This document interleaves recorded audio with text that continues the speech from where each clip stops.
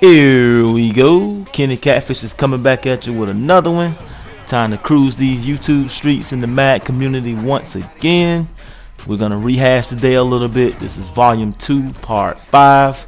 A little bit of new things and a little bit of old things. Let's get it. Alright, so yeah. At the end of this video, when it get posted, I'll put the link in the description for the audibles, which was, I think, part 1 to this volume. We're just rehashing today, letting you know this stuff still works. I have 5 formations for this little scheme. They're all spread sets and formation shifting. And it's always 2 receivers to the left and 2 to the right with a running back in the back. Sometimes the receivers or that tight end, they'll offset each other. So all the audibles are in these 5 formations. And you have a lot of stuff, a lot of tools in your toolbox. Jet sweeps like this. You got RPO screen passes, trap plays, halfback bases, and a couple of switch concepts for the passing game. Nice little concepts for the passing game, but it's all on how you read the defense. Yeah, that halfback draw is always pretty good. I'm gonna tell you about the halfback draw. You guys need to start doing halfback draw if you're not doing it, especially if you're playing Madden Ultimate Team.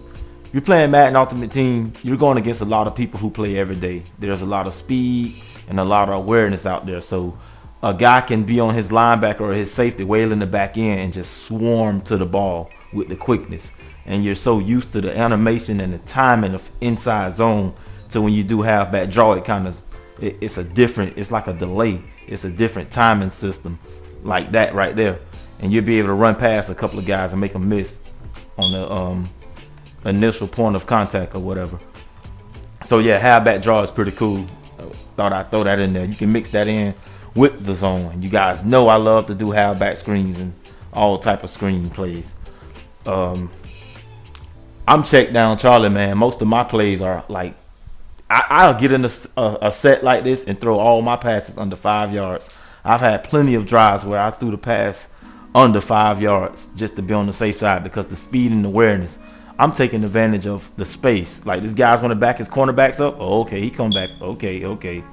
So we got the switch route. I missed circle. That was the open receiver. Thanks to pro read from Tom Brady. I saw that he had that opening back there. Look at him as a user. He's gonna follow. If you go back and look at that play, I did a drag route with the inside receiver, and the other inside receiver was on top of him on a dig route. So that's a nice little concept. It's like a cross, but it's like a levels cross at the same time. So that's beautiful to do with this formation. So here we go with the new guy. He want to do pinch dog 2 every down. I'm in my wild card game. Check him out. He want to do pinch dog 2 all day. So we have that Y stick in the spread. It's a if you look at circle, he's an outside release type of receiver. And depending on if it's man coverage or not, or they too pressed in, it works. Look at that cornerback on the left side, wide open. He don't even care.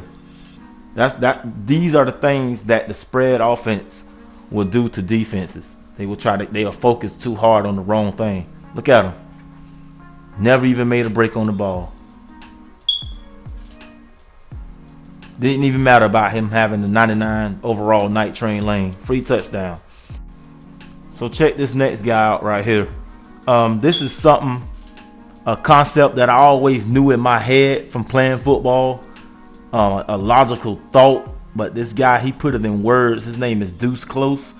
Yeah, he has a channel on YouTube. He's pretty good. I got respect for that guy. He talked about this thing called having time with no space or space with no time, and that goes for stuff like that. You know, I did a little bubble screen because I had no time, but I had a lot of space, and that's what the defense is giving up. So if they're gonna rush everybody, you don't have time, but you have all the space.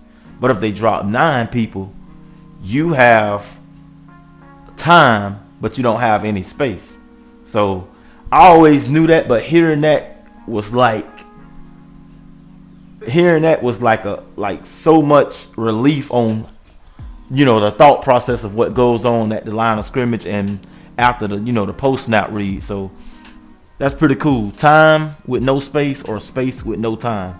Yeah, it couldn't be said any better than that. So check this guy. This dude want to just rush every down, and he want to switch it up. So he make me think a lot. And there's that concept again with the drag route from one of the slot guys, and on top of him is like a dig route or like a cross, like right there. That's like a 1-2 punch combo. So depending on what the user do, you go the opposite way. So I kind of hit the wrong button then. I'm supposed to went to square on the drag route because he went up. Yeah, this spread formation, it allows you to just, it allows you to put everybody in space. And depending on what type of audibles you have on the field, it becomes like a numbers game or a hat count. There he go once again, every down. They're just crowded in the box. I don't panic. You know, we're still here. I might take a sack or an incompletion, but you know, it's all about being focused and keeping everything in front of you. You're gonna face these guys. You're gonna face these guys. That's why I do these videos. Sometimes it's very annoying. It's very annoying, but sometimes they can beat themselves doing this stuff. If they're playing against somebody who knows what they're doing. Yeah, like right here, he got that cornerback all misaligned. You want to press, and we go with the outside release fade. See, that's a route. That's that one play touchdown route. It's in your audibles. You can't hot route to that, and I'm glad you can't hot route to it. I don't know what this guy doing, but I really appreciate it. I really appreciate it. So in the doubles Y flex offset, we got that RPO screen. Sometimes you gotta live and die by the screen. You can live and die by the little 5-yard passes, the little dink and dunks. But doing those will make him come up, and it'll force, you know, your opponent to key in on different things. I'm just not one of those guys who would get out here and do vertical routes all day and full verticals. I have to set up my stuff. I tried to check out, couldn't check out. 3rd and 12, check me out. Switch route, fork wheel. What play you think he did? Okay, so we got the TD. Take a guess and think about what play he did. Here we go. Cover 4 palms. Switch route, baby. That's pretty much the main play out of the doubles Y flex offset. I already explained that in the video way back in part 1. So here we go with another drive. You guys, if you go and like the video and subscribe, that will be gladly appreciated. I actually feed off you guys from the comment sections, and when I see a new subscriber, it always kind of fires me up to make another video and bring you guys this knowledge, insight, and wisdom. So yeah, that's much appreciated. Here we go again, playing against another one of these knuckleheads. 5 and out, baby. You just have to anticipate every user to come in with the nano glitches and the heat edge rush or the dual rush or whatever you want to call it. I'm just anticipating everybody to have that in their arsenal. So you always want to have drag routes and, you know, like crossers and stuff like that for like safety nets, because this is the spread playbook, and the spread playbook allows you to do just pretty much everything. Look at that smoke screen I had on the right side of the field. Could have went to him because you knew his cornerbacks was going to sink or bail backwards. Anytime you see that cornerback misaligned, it's nice to have a streak or that outside release fade. Have a hot route master is like I mentioned before. Just it's like putting seasoning salt on food. Table routes. Let me take care of this 4th down real quick. Look at the drag route. You want to follow the post. And see, that's the glory of having those 2 inside slot receivers, because the user can only pick one of them. And sometimes you can do the same play, just flip it on over. Next time the opposite guy might be doing the same route. So, of course, they're gonna sit in the middle and try to split the formation down the middle, since you're in spread. One thing about this spread set that I learned, You got to run the ball. Even if you're not winning in the trenches, you got to run the ball to keep him disciplined. To keep him from coming all in and cramming you up. Look at that, easy money. You want to back off, that's easy money. This is one of those drives where it's just going to be 15 plays if need be. Might be 15 plays and only get 3 points. Because this is all about clock management and just controlling, just winning at the line of scrimmage. You know, just running, eating, not even planning on getting big yards. I had to get Dickerson out of there. Dickerson rode out with me the whole year, and because I wanted the best of the best, but I realized Emmett Tutu is pretty much the best of the best because he can't be hit stick when lit up.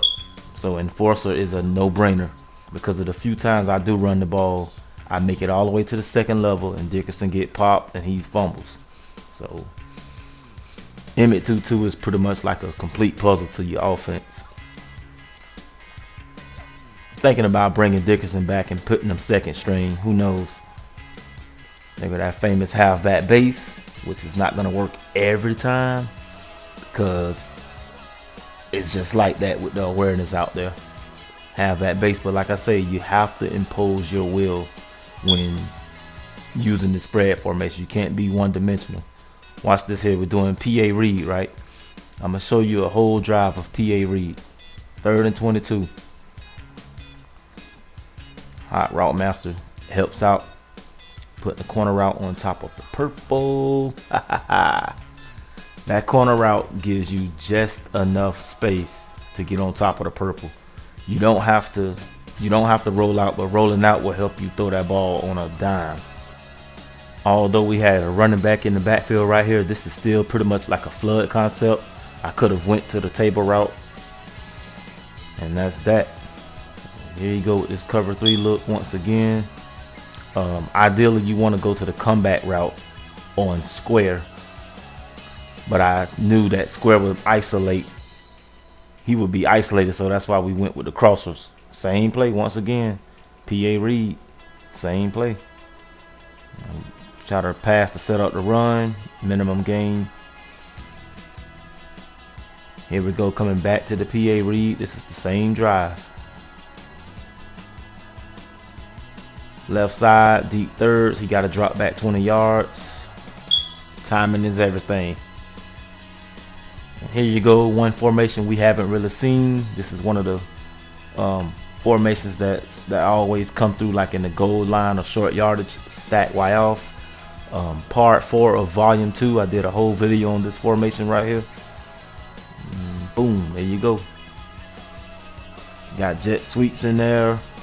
Jet sweep don't work, you can also keep it, and an added bonus of having fast break helps out a lot. This is Kenny Catfish. You guys have been great as usual, holding it down in the comment section. I'll see you guys in the next one.